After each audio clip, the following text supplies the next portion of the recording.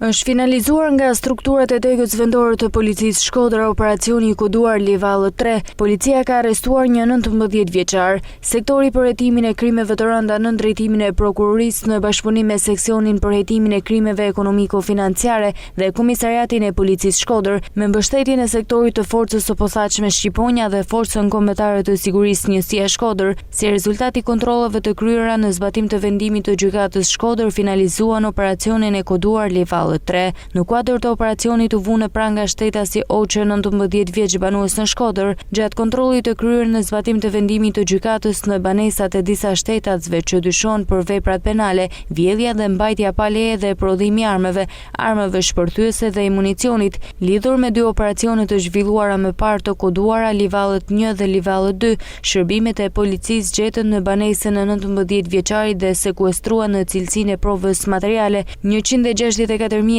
euro të dyshuara të falsifikuara, municion luftarak, 8 celular, një sasi lëndë djegëse, një automjet që dyshohet se është vjedhur në qytetin e Fushkrujës në vitin 2019 dhe 2 targa të dyshuara të vjedhura në qytetin e Tiranës në vitin 2025. Vjen puna intensive për dokumentimin e plotë të veprimtarisë kriminale të shtetasit të arrestuar. Materialet procedurale ju referuan prokurorisë së Shkodrës për veprimet të mëtejshme.